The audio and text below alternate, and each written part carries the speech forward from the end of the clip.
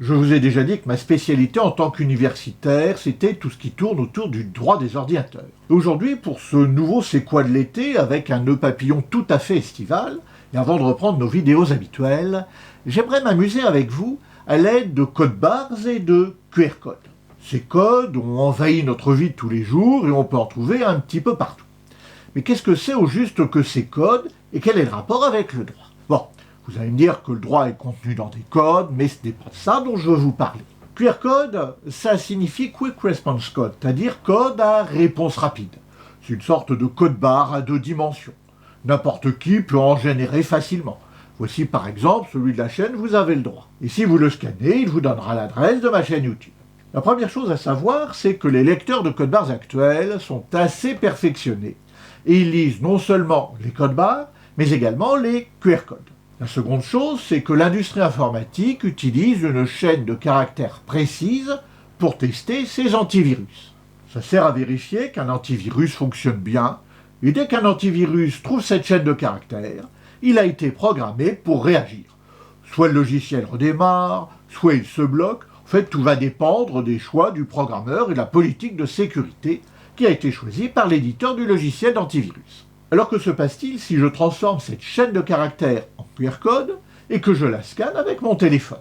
En l'espèce, rien, car mon logiciel de reconnaissance de QR code installé sur mon téléphone se contente de faire ce pourquoi il a été écrit, c'est-à-dire déchiffrer la chaîne de caractères. Mais il n'a pas été programmé pour en faire quoi que ce soit. Imaginez maintenant que j'ai placé ce QR code sur un ticket de parking, sur un achat que j'ai mis dans mon caddie, lorsque je fais mes courses au supermarché, etc. Eh bien, c'est l'expérience qu'a tenté Richard Anderson.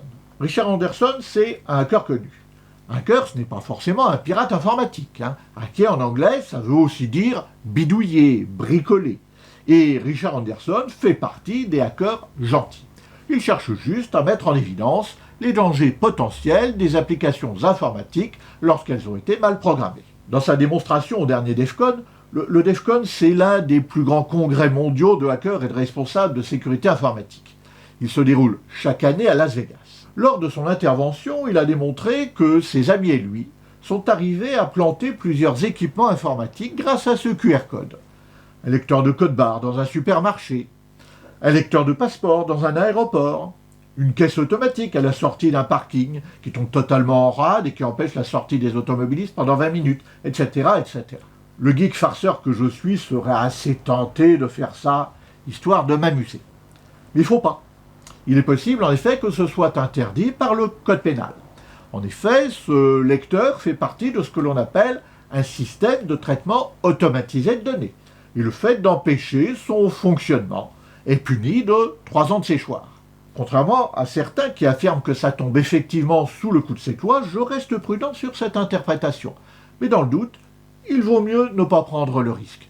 Ce sera un petit peu long à développer dans une vidéo de l'été, mais je vous en ai déjà un petit peu parlé dans une vidéo que j'ai consacrée à Micode. Et maintenant, la devinette. Oui, Tricotine, tu as raison. Vous aviez bien cru que j'allais oublier la devinette. Eh bien non, Tricotine est de retour parmi nous après une semaine de vacances, et la devinette la concerne. Quel est le nom de la robe tricolore que porte Tricotine? Pour revenir à notre affaire de QR code, je vous avais déjà parlé de cette loi dans ma vidéo sur Micode, que vous pouvez regarder ici, et vous pouvez également regarder une autre vidéo de la première saison de Vous avez le droit.